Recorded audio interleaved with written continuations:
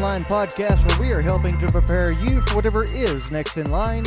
As always, I'm your host, Chance Pitts, and I would like to thank you for tuning into this episode. Guys and gals, welcome into another episode of the Next in Line podcast. I'd like to start out by saying, as usual, if you receive value from this episode or any other episode of the podcast, please make sure that you share that show with people who would receive the same kind of value that you have from the show. Guys, that's the number one way for us to grow and to reach the biggest audience, and in effect with that, to help the most people. That is our goal here, to help prepare people for whatever is next in line with them, whether that's spiritual, mental, physical, or whatever it might be.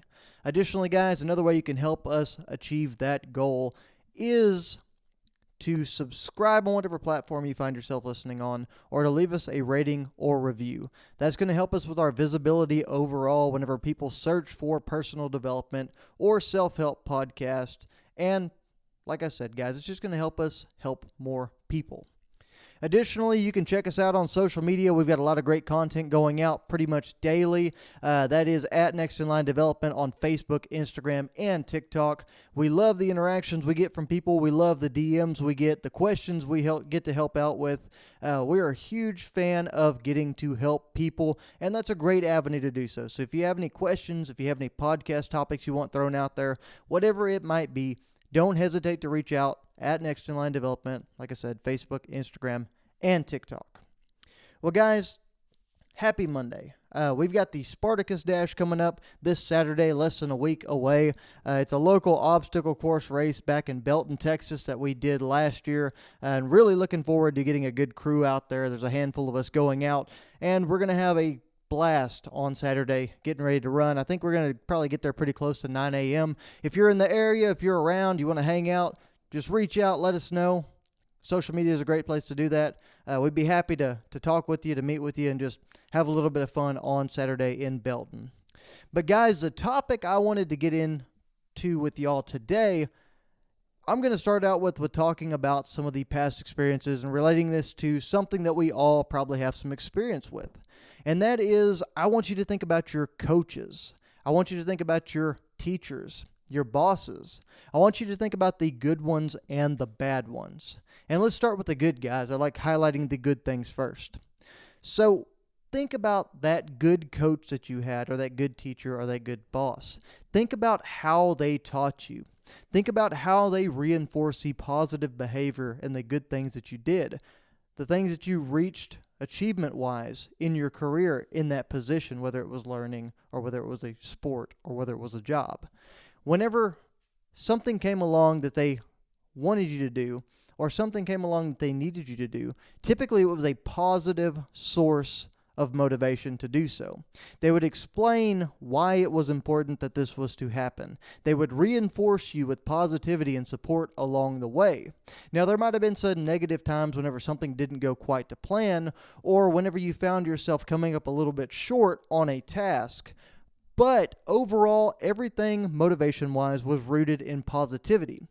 And along with that, whenever you were able to achieve a goal, whenever you were able to get the outcome that you wanted, that person would celebrate that victory or that achievement with you. I think that is a huge proponent of coaching, of teaching, and of being a boss. You've got to be able to instill a culture of positivity within your team, your group, whatever you want to call it. I think that is the most important thing overall. People have to understand that you're supporting them and you want them to achieve things through positivity. Now, on the other side of that, we see a lot of our bad coaches, or people that had a rough patch in our lives, the bosses we didn't care for, the teachers that we didn't care for, who taught with a negative connotation or a negative association to the learning. Whenever we messed up, there was heavy consequences. That was their direction for getting us to do what needed to be done. Was they didn't focus on the positive. They didn't focus on the achievements. They didn't celebrate with us whenever that time came around to be proud of the things that we had done. Instead, they focused on the negative and making sure that we didn't ever mess up.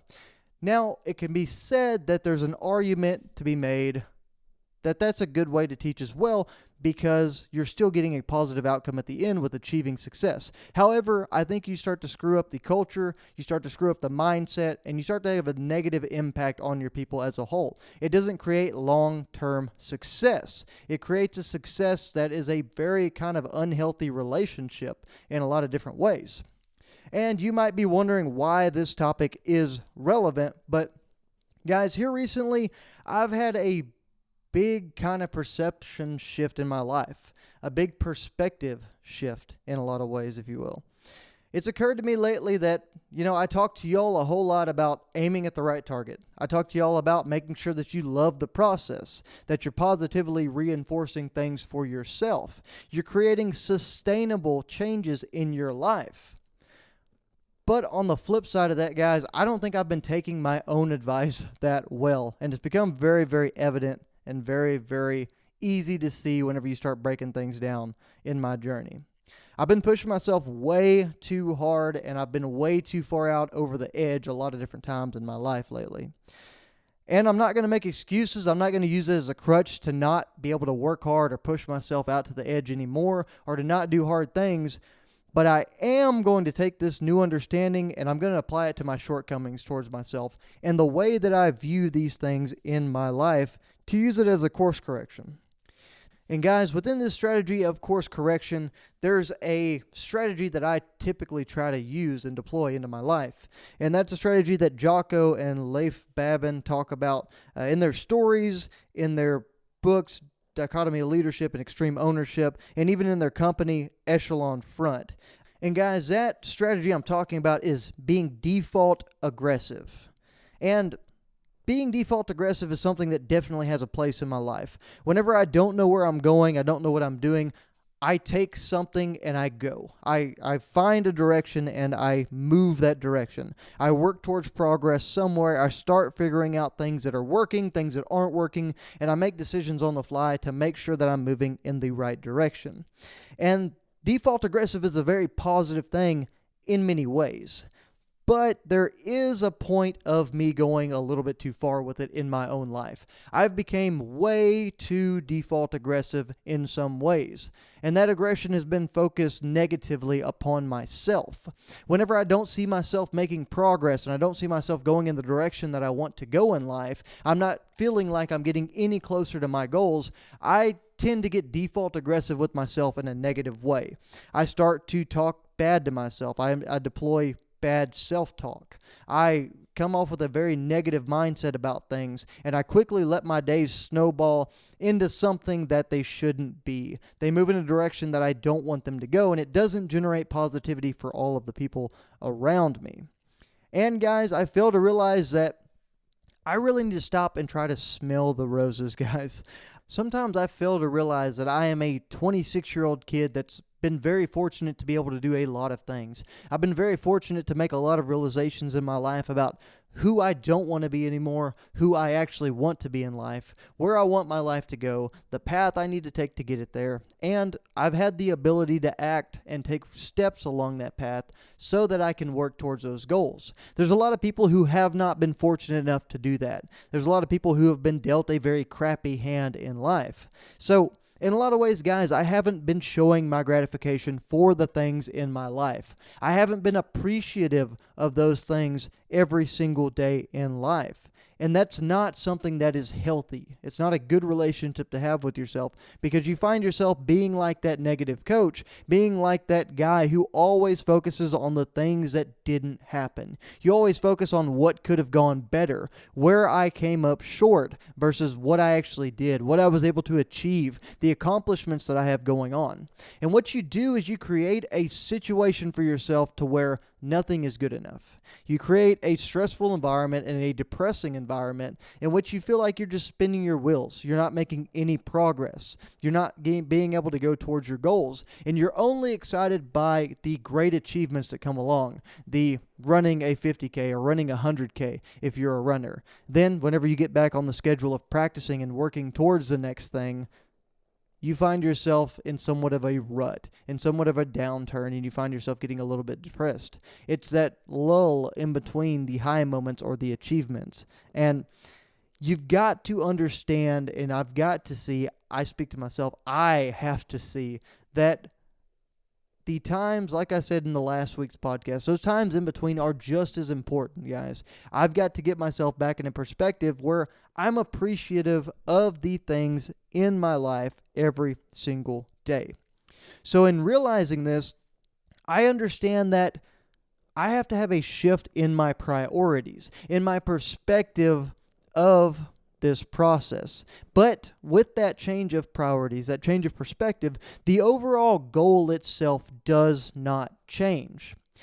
The change of my priorities that I'm focusing on in my journey are things like within my physical fitness or my ultra running.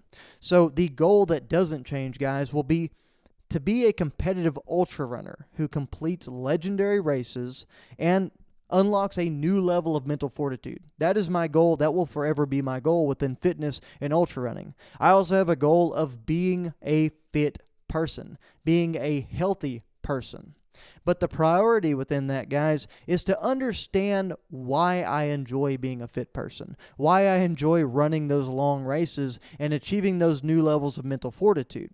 I have to remember the good that comes out of my running. Physically, it helps me stay in shape. It helps me stay healthy. It helps me endure life on a daily basis. I'm more resistant to being sick. I'm more resistant to the heat. I can function better in order to help more people. Mentally, it gives me an outlet. It gives me a place to put that bad energy, the negative energy, and even some of the positive energy. It gives me something to build with those things in my life that might not be able to be something I'm able to build with in any other way. And then, guys, spiritually, working out, fitness, running has been life-changing for me spiritually. I have found my connection to God and my religion deeper in the times that I am running than I ever could have in church or in any situation of organized religion. And that's something that is huge for me. So, along with that, guys, like I said, the priority is reshifted to the positivity, to focusing on the important things, to enjoying the day in and day out process of becoming more fit and of running those races and preparing for those races. I don't focus on the overall goal and the progress that I'm making in the long term. I become much more short-term oriented and focused on the positivity. Then, guys, moving to the financial side of my life, the goal doesn't change away from being someone who's a successful entrepreneur, who generates streams of income that create generational wealth that will serve my family for years to come. That goal right there that I just laid out will always be the overall goal. However, the priority on a day-to-day basis has to change a little bit. I've caught myself getting upset that the bank account's not reflecting all the things that I'm doing in my life. It's slowly and gradually climbing, yes, of course, and I'm gaining and making up ground, but it's not doing the things that I want it to do immediately. I'm not seeing a huge gain. I'm not seeing a shift in the lifestyle that I live or the things I'm able to invest in or the achievements that I have, but what I got to do is I got to focus on being the best that I can be financially every single day. I've got to show up to my job with intentionality, and I've got to be there and be present every single day so that I can continue to work towards that goal. I've got to jump in head first and start learning about these different investments and what it takes to be successful in entrepreneurship every single day. And I've got to find ways to earn income that serve other people and genuinely help other people, because when it comes down to it, guys, I am a strong believer in the fact that the money that you earn and the money that you have is only worth the value that it provides. It's a representative of the value. And the most valuable thing money can do is help other people, in my opinion. And that's what I want to focus on. That's what I think the priority and the perspective shift has to be in order for me to continue to work towards the goals that I have financially. Then, guys, next in line as a movement, I know that the goal is still to become a movement that actually helps people achieve their goals. It becomes a movement that sets up scholarships and grants for kids that are pursuing entrepreneurship and ones that are trying to go to higher education in the form of 2-year technical degrees and 4-year degrees. I also have the goal of it reaching 1 million downloads, guys. Those are all huge goals, and those are great things to keep in mind and the kind of keep your eye on the ball things that I need in my life. However, I understand that the priority and the focus on the daily needs to be something that I'm looking at in the form of putting out content that's worthy of individuals to listen to. Something that's going to provide value in your life. You listening to this podcast, you're going to get something out of this. Then, guys, I also know that I need to start bringing relevant people on the podcast as guests and interview them so that they can share their stories and their perspective so that you can get a better understanding of some of these other situations. Maybe they relate to something differently than I do. They can put things into perspective a little bit better so that it is more value for you overall. Then, guys, I also understand that I have to take Next in Line on the road. I need to represent it in a positive light out there in front of other people, and I need to start spreading the word and getting some vision upon this movement. Those are things I'm going to have to do, and I'm going to have to focus on every single day and on a short-term basis rather than the long-term of trying to strive for these goals and not seeing myself make progress towards them. And then, guys, next, just in general as an individual, I know that my goal in the long term for my life is to be a good husband that's worthy of my wife, to be a good brother and a good family member that's worthy of my family, to be a good father eventually who's worthy of having kids and raising good kids.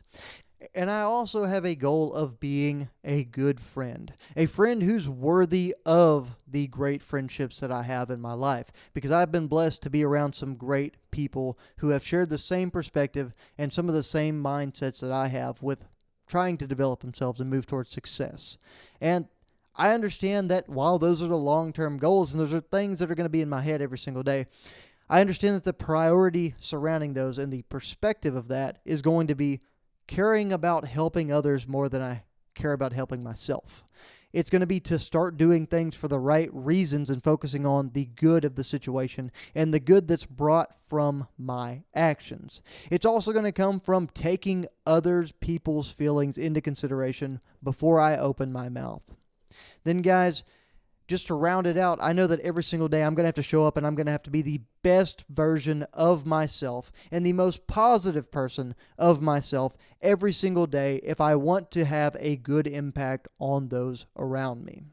And I know I've moved through several different things in my personal life that are long-term goals that I'm focused on and broke them down into the way I'm going to have to achieve them through everyday acts.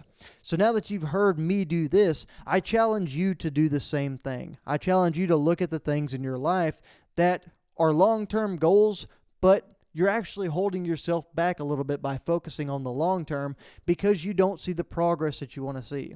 You don't see the changes every single day. It's like I talked about in my weight loss journey, guys. It took a very long time for the pounds to start actually melting off. It took a long time for me to notice a difference. Now, of course, some of that could be this whole body dysmorphia kind of thing that they talk about, but a lot of that also, too, is that it doesn't happen overnight. It's not just something that comes and is immediately there and you're going to see it as soon as you start working out. No, the workout, the diet, the progress, it all takes time, guys. It's just like a career. You have to build the experience. You have to stack that experience so that you get ready to move on to a new position and a new promotion. It's all relative, guys. It's all progress. You've got to work towards these things and you've got to strive to achieve them every single day. And guys, we also know that this isn't a change to the overall goal, like I said.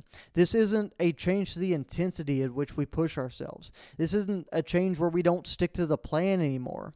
No, we are still striving every day towards our goals with the same intensity and trying to achieve the things that we want to achieve in our lives. The only change is within the perspective and the priorities that we put forth. We've got to do these things out of a positive place. We've got to do them for the right reasons. We've got to be focused on the right things as we work towards these goals. And we have to appreciate all of the progress that we make along the way. Guys, because at the end of the day, if all we focus on is beating ourselves up over the progress that we don't make, if we focus on beating ourselves up over the things that went wrong or the times that we came up short, all we're going to end up with is a busted nose and a black eye. And then we're going to have this thing called hatred. And that hatred is going to be focused on something that we once loved, something that was once super important for us. It was something that was important enough that we sacrificed our time, our energy, and our money in order to pursue because we enjoyed it that much. And now it's so important to us to be successful within that we forget why we started doing that thing in the first place. Guys, whenever you let the success grow and be more important than the progress and the love of the activity, that's when we stop seeing that progress. That's when we move to that negative place and we lose all sight of positivity within it. Guys, thanks for tuning into this episode of the Next in Line podcast. Like I said, if you receive value from that episode, please make sure you share it with like-minded individuals. Guys, have an awesome week. Let's kick Monday in the butt and always be prepared for whatever is next in line.